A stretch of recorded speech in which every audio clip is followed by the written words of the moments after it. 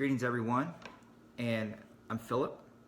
I genuinely hope that you've been doing well this week, and I'm actually excited to share a thought that's been developing for about a week and a half. I covered part one last week, last Friday, and this is kind of part two. So without further ado, we'll get right to it. I don't have time to review what last week's was about, but if you want to go back and watch, that would be fine. It's totally up to you. You don't have to do that. Okay, Matthew chapter 14, beginning at verse 25. Now, I want to emphasize that we can walk on the Word of God in faith and see something miraculous happen. In other words, God talks to us, He instructs us, we respond, and He works on our behalf. And you might say, well, does God talk to me? God's been talking to me, and the answer is absolutely. Every day of your life, God talks to you. So let's look at the process that Peter went through, and let's see how we can apply it to our own lives and our own understanding and develop it for us. So Jesus comes on the scene in verse 25, Matthew 14. It's pitch black darkness. The disciples can't see anything. They think it's a ghost, and they are afraid.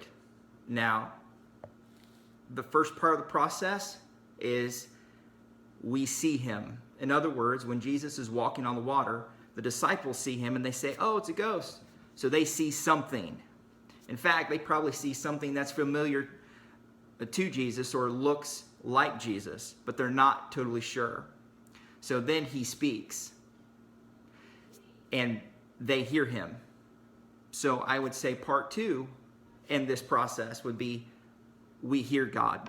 So first, we must believe or see that He is and recognize Him for who He is. We must believe or accept that He exists. Two, Jesus reassures His disciples by speaking. So the second part of this process is we hear Him. So we go from accepting or knowing or believing that God exists to hearing His voice. He's now speaking to us. He's now reassuring us. He's now confirming who we are in Him. He's now confirming that He does exist. So, side note, if you want to do some further studying, here's some scriptures about hearing and faith. Romans chapter 10, verse 17, Luke chapter 8 and verse 12, John chapter 5 and verse 24, and Proverbs chapter 20 and verse 12. Don't have time to go into those, but you can study them yourself. So hearing is like the next step in relationship, right? So we must be aware that God will prompt us to make a decision in this process of acting in our faith.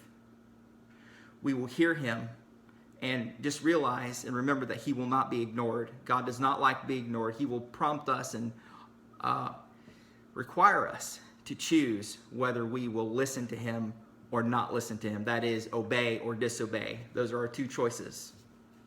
Okay? So once that we believe that God may be speaking to us or is speaking to us, just like Peter said, Lord, if it's you, command me to come. So he recognized God's voice. He recognized Jesus' voice. So he had spent enough time with Jesus. Obviously, he was Jesus' disciples. So he knew what His voice sounded like. And that's when we know what God's voice sounds like to us, then we can act on what we hear, right? So just keep in mind, as a side note, when we're hearing from God, God will never tell you to do anything that's opposite or outside of the written Word of God, the Bible. He will never tell you to do anything that opposes your godly spiritual authority that He has put over you to watch for your soul. Okay? So, one, God exists. Two, we move from believing or accepting that God exists to now hearing from God or hearing God's voice, and that now prompts us to action, right? So three is where faith is confirmed and performed. We prove that we have faith, that we have heard from God, right? So Peter did it by jumping out of the boat or by climbing out of the boat and walking on water. He was walking on the Word of God. He was obeying what God told him to do. So finally, part number 4 is the part that is always emphasized as Peter's failure. But I want to kind of turn it a different way, right? Part 4 is when we obey God, we must stay in constant communication with God. It's like a cell phone that has service, right? You turn the cell phone on, it has battery power, and it's talking to its service provider at all times. It's receiving communication. It's also sending information, how much signal strength it has, etc. So that's like us, right? In the midst of our obedience, we must constantly communicate with God. That will keep us from drowning in the midst of our obedience. So Peter learned the hard way.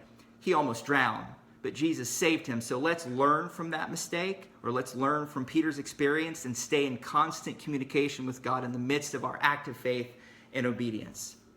So that's all I have for you today.